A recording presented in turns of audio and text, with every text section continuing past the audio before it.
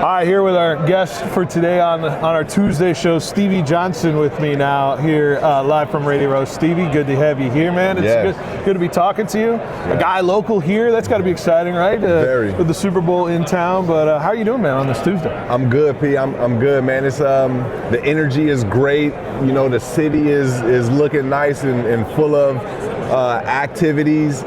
From here to San Jose, you know, I know that we're here in San Francisco, but, you know, shout out to the San Jose host committee. You know, they're doing a lot for the community and making sure everybody's having fun, whether you're a football fan or not. So it's cool. Exactly. And I know you're here, a couple good things here that you're going to be building. First off, you know, I want to just talk about what you're doing for a lot of the young guys coming into the league, right? Because getting in the league is scary. You experienced it back, 2009 was that? Yeah. So you knew it was like wide-eyed, everything was going on. So tell me a little bit about what you're doing for some of the young players in the NFL. Yeah, brother, I'm glad that you asked that. And let's going back to that time when I came in as a rookie. Like, you definitely wide-eyed, you don't know what's going on, so you're just trying to go hard and be the best that you can be. However, it's a whole world out there. There's a whole ecosystem out there that you can still take advantage of on and off the field, and I mean community-wise. Yeah. So that's one thing that I ended up learning later on in my career. So I ended up establishing a program called Exposure Academy, which is a symposium-style teaching, you know, on and off the field for players. And what we do is we teach them how to take care of themselves, whether it's cooking, cleaning, learning how to communicate with each other, and then obviously on the field, there's the skill building is what we get the attention for. But it's so much more in this game, and I realized that as a player, a lot of guys don't have maybe a partner. Like my wife, she was helpful for me, you know. It took me to understand that partner got me in positions that was beneficial for me, you know. And then I was drafted. I was in the 7th round, but the NFL does something called a rookie symposium. Yeah. But all of the rookies don't get this opportunity, you know, only drafted guys. Yeah. So I ended up starting our Exposure Academy to help those incoming rookies to connect with us and be prepared for the NFL and what's to come. And in terms of what you're talking about, just getting immersed in it, right? And especially you mentioned the community aspect of it, because how key is it for guys to kind of just get ingrained in the community as quickly as they can, where they're going to be playing? Because, you know, they got to obviously adapt to where they're going to be and where they hope to play their career, at least at the start, right? So how important is that when it comes to that? It's very important in a sense of everybody's not going to be that first-round draft pick. Yeah. So with that being said, if you're not a first-round draft pick, that means you're not going to get a lot of the opportunities that guys get to be comfortable in your skin as a player on that particular team.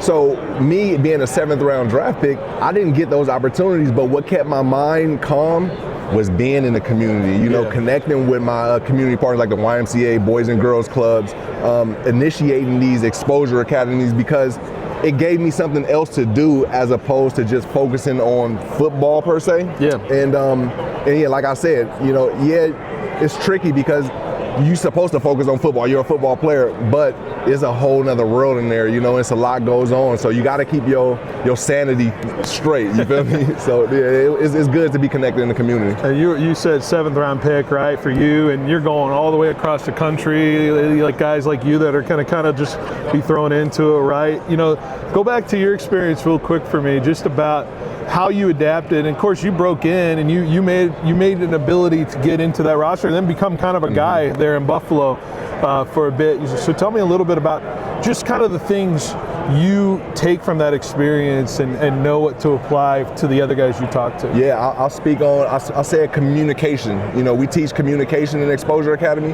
and that was one of the biggest things that I had to learn how to do when I got to college and the NFL. I was one of those guys where I started off in high school, just put me on the field and you'll see plays being made, so you don't really have to talk about things. Coaches will see it, they go play you. So it was kind of like that from Pop Warner to high school. Then once I got to junior college, it was kind of like that. They got me on it because I did what I did and showed. But when I got to Kentucky, I was showing things on field but I wasn't getting in the game until I had a teammate named Dickie Lyons. Okay. And Dickie Lyons told me, hey, you gotta learn to communicate, Stevie. You gotta go tell the coaches, go in there and talk to the coaches. And I was like, nah, I don't really talk to coaches. I ain't really comfortable with all that. I just let my work do the talking for me. Right. He like, well, that's not working for us right now because you're not playing, obviously. But that was the switch. I went up there and talked to Coach Brooks and Joker Phillips. And from there, I never came out of the game. Now I'm here sitting with you, P. You know what I'm saying? So I say communication is the biggest thing. So when I get these guys, a lot of these guys are coming into the league, and they're like how I was. Hey, I'm just gonna let my play do the work. But it's more than that. It's more than that in this NFL. You gotta be able to communicate, be comfortable around a facility. It's more than ball. Because I want to the communication aspect. Some guys may see it as like, well, I sound like I'm confused about what's going on. I'm not like getting it, and I think that you fear that. Like if you try to talk to the coaches a lot, he's just a guy who's just asking a lot of questions, right? But on the flip side, like the coaches probably respect that a little bit more because at least you're going after that and attacking the information. Absolutely. Is that kind of how you?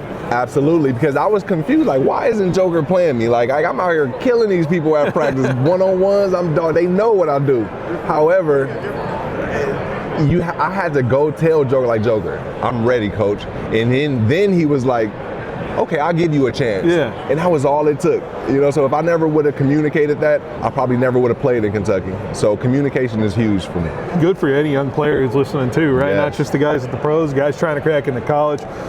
It's a great lesson to learn. Hey, to build off of that, we do it also with our high school guys. So we do pros, incoming pros, first, second year guys, college, and we also do high school symposiums. So I'll try to knock down each tier for everyone. I tell you what, we got some good high schoolers in Fresno area, some good wide receivers especially coming out. You heard some names coming out of the league. Xavier Worthy, who just cracked into the league, he's a guy we got from Central Valley. I didn't know that. I didn't even know that. Wow. That's just one name to kind of. Torrey Horton on the Seahawks, he's injured, but he's in the Super Bowl from Washington Union out of Fresno. So wide receiver, little hotbed down there in Fresno. Indeed. So. With the main guy, Adams. Devontae, Devontae was great. I went to college when he was there. It was great to watch him when I was a student. But tell me a little bit about just your experience in the league, right? Because everyone probably goes in the league and has this idea of what you want to accomplish, what happens. Things change, you have to adapt. What is your mindset? Like what was how did you kind of navigate the league and keep things in perspective when you were going through it in your career? Yeah, good question. We touched on this a little bit also. Like I had a wife. I basically had a family when I got into the league. So that kind of kept me focused on just going to practice and doing what I need to do. I kind of got sidetracked when I was saying, hey, like why am I not playing, et cetera, et cetera. What up though, KM? Like why am I not playing? However, it's a business, I'm a 7th round draft pick. They gotta play the first, second round guy first. I didn't understand politics like that. Yeah. So for me, it was attached, like I said, community and my family that kept me focused and just going to practice and loving it. But for those guys that don't have that, I would say you gotta understand love in this game. You just gotta love the game. It's not gonna be fair for you. It's not gonna be perfect. But if you love the game, you get up and go to practice and just have fun every day, and that'll get you through things. So that's one thing I ended up.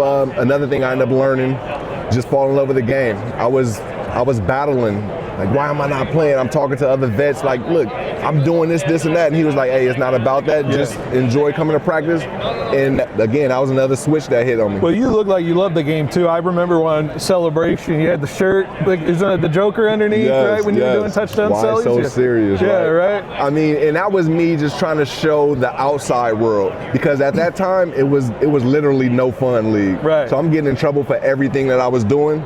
But I always had on my mind, when I get to the league, I'm going to show that I'm having fun so that the other kids that's coming in can have fun also, And I wasn't doing nothing disrespectful or nothing. It was just having fun. But, I took some chances. I got in trouble, but I guess it paid off a little bit. You got an opportunity to play here at home for a year, right, in San Francisco. I know the year didn't go the way, obviously, you wanted with the team-wise, but do you look back and say, wow, I'm happy I kind of played in front? I'm assuming you grew up a Niner fan, right? Yeah, indeed. So you were like, wow, I get to play with my home team. Was there any kind of like excitement about that, and what was it like to kind of just come back home and have everybody around? Yeah, for it was season? mixed. It was mixed emotions because I'm definitely a 49er through and through. That was my day one team. When I got there, we went 8-8 and unfortunately didn't make it to the playoffs. So it was frustrating. Yeah. It was a mix of emotions. You know, I'm playing with my home team. I got to score a touchdown in the Niners with the Niners at home. The fam got to see it, but ultimately it's the Lombardi. Like, right. We're here for the Super Bowl, and so it was just mixed emotions. It was fun, but I didn't accomplish the goal that I really wanted to. I want to ask about a Fresno guy who plays for Buffalo, Josh Allen. Mm-hmm. How would the Stevie Johnson, Josh Allen tandem go if you guys got to play with each other on the same offense? Easy, like 1, 2, 3. You know, I felt like I couldn't be covered. I feel like what I can provide for quarterbacks is a sense of comfort. Easy button, basically. And that comes from understanding film, loving the game, you know, learning defenses, learning all the defenses. Not only knowing your position, I know everybody's position, which helps a playmaker be able to find soft spots for the quarterback. Yeah. And then you add a quarterback like Josh Allen who can get the ball anywhere in his arm strength. I mean, I just feel like it would have been a perfect match. Also, because Fitzpatrick was similar to Josh as far as he can get the ball out. However, in this day and age, they let the ball go at a faster clip than back then. Fires so him, man. He fires him. Yeah. So I would have loved to play in this day and age. He's got to get one though, right? He's gonna get one, right? It'll happen. They still building. I feel like you know, if it's not this year, this upcoming season that they'll be in the Super Bowl, I feel like next season, as they're more comfortable with their new coach, their new staff, and Josh I feel like Josh will take that step to become the game manager that he needs to be, as opposed to just the electrifying player that he is right now. Well, I wanted to get this in too, because I heard you're going to have an awesome event coming up as well, involving a golf charity event, right? Tell me a little bit about that coming up soon here. Yeah, so I wasn't really into golf at all, but big shout out to all my fam and partners in Buffalo. They got me out there on all those courses, so that's what somewhat sparked this one here. And then when I got to the 49ers, I had partnership with Miss Jacqueline from Compass Real Estate, Sports Entertainment. Like we've had a lot of people that asked about golf. So here we are. We presenting our golf at Green Hills Golf Club, and it's going towards the community. We do backpack giveaways, back to school, getting hygiene products. Everything goes back into the community. You know what I mean? Yeah. We're blessed, so why not bless others? And we made this golf activation, and yeah, we're looking forward to it. It's the day after the Super Bowl. There you go. And everything's on my social media, Stevie Johnson 13. So all the links and stuff is there. How'd you get into golf? Did you scoff at it at first with your teammates, and then suddenly you tried it? Like, how did it go? It's funny. I did not like it at all, because I was like, there's no highlights in golf. Like, I'm here with you guys, like, where's the highlights? I'm recording and trying to get stuff, but like we're missing everything. But then it's like, that's what it is, the challenge of it, you know? So it actually started at the simulators. I had some friends in Buffalo, because it gets snow out there, it gets cold, so you can't really golf all the time. Yeah. So it started with the simulators, and then we just ended up going to fields gradually. I started hitting a few golf carts here and there. Got a little bit better, but it's the fun games to be out there with the guys.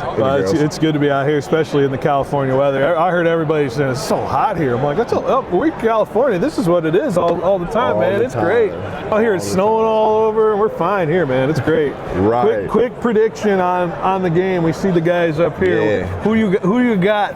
Patriots or Seahawks this week? Let's talk about it. Okay, so Seattle is probably the most balanced team right now, especially when you can protect Darnold.